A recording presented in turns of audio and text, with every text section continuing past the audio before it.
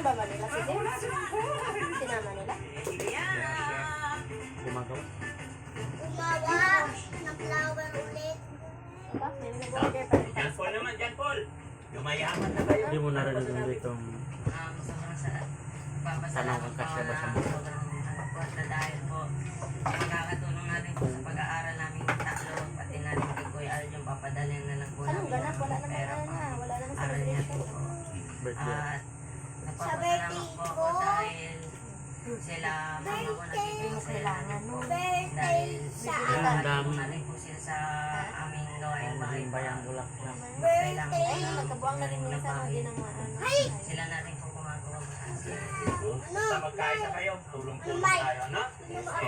Eh, sasabihin po ako. Yung request ni Ma'am Arlene Tirado po, salamat po dito sa pera kasi may pang-check up na po kami kay Papa at makapag-take na rin po siya ng tamang gamot. Kasi yung pinag-daraanan po ni Papa ko is sobra-sobra. Magigising po siya ng alas 3, sasamahan ko siya mamalingkin ng Bigyan mo, bayan. sabihin mo ni ate. Tapos Ate, ano ba yung tinuturo ni Bibi? uwi kami ng Bigyan bahay, mo yung mag-aayos brum-brum kami niya. ng paninda, nila kuya, Sa lalim. saka si Paul. Tulong-tulong po kami, tapos si Mama, minsan nagluluto siya and nagpapahinga kasi gusto po namin alagaan si Mama. Ano ba? Yun, pagsusumikap po na ng aming pamilya, lalo Lapitan mo na kay doon, Papa dali, ko, lapitan siya mo, yung dali. naglilid sa, siya yung Lapitan mo tahanan, doon. siya yung ilaw sa tahanan po namin. Ituro ni ate. Ang pahinga Saan niya po, ba? Hindi pwede si tata ako. magmula alas Saan? 3 hanggang Saan? alas 11.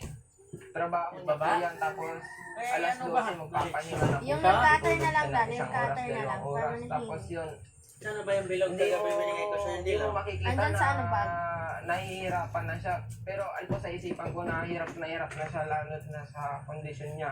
Kaya lubos po ako nagpapasalamat dahil tinulungan niyo po yung papa ko na ayun po, gusto niyo po siyang ipagamot. Kaya maraming salamat po. Sana'y gabayan pa po kayo ng Panginoon at lalong-lalo na sa mga ibang manonood na sumusuporta. Thank you.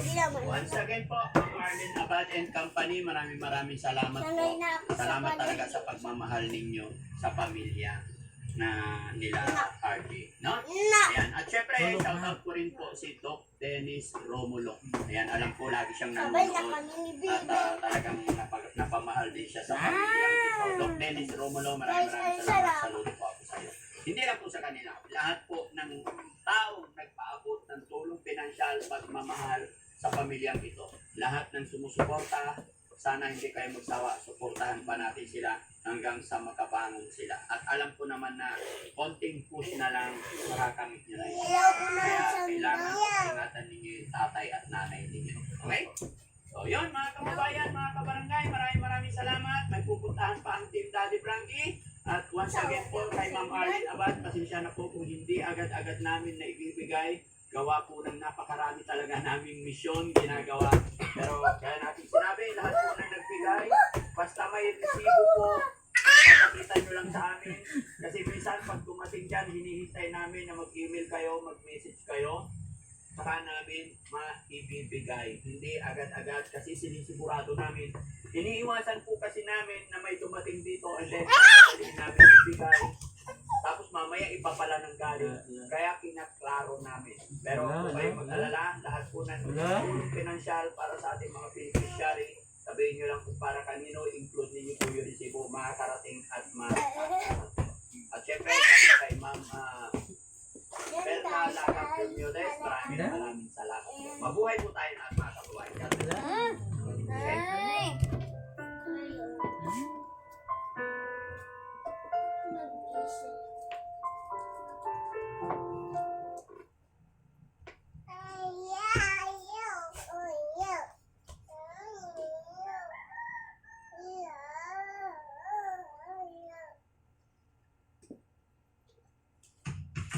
Opico Supremo, purong kape. Roasted the Italian way. Yan guys, sa kanila. Matapang, suave taste of success. Opico Supremo. Baba! Cassie, Sissy, Centroid, Guys. Gently's 3 Plus. Anak, kinangalang pa sa'yo ako na hindi naman ginagamit ng kapatid mo. Hindi. Pati yung aso, wala na rin eh. Pero nandito pa yung mga termos na binigay natin. Mga grocery niya kaya, no? Yeah. Yeah. Nandito pa yung mga gamit niya mga kababayan. Dito pa yung mga bigas. Yung mga iniingatan niya mga gamit, nandito pa. Ay.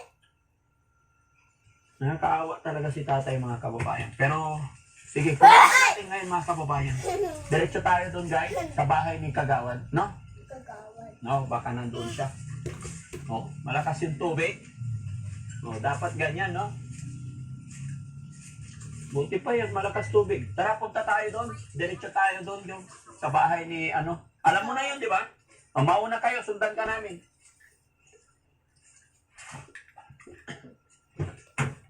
Mas maganda kung ganun. Kasi pag dito lang talaga siya, nakakaawa si Tatay Calix. Kung itinuloy ni Kagawad sa kanyang bahay, maraming salamat na maalagaan, no?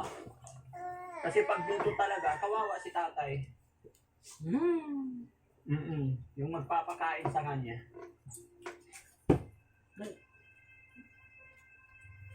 Yun guys, maganda na kalanggaan ko.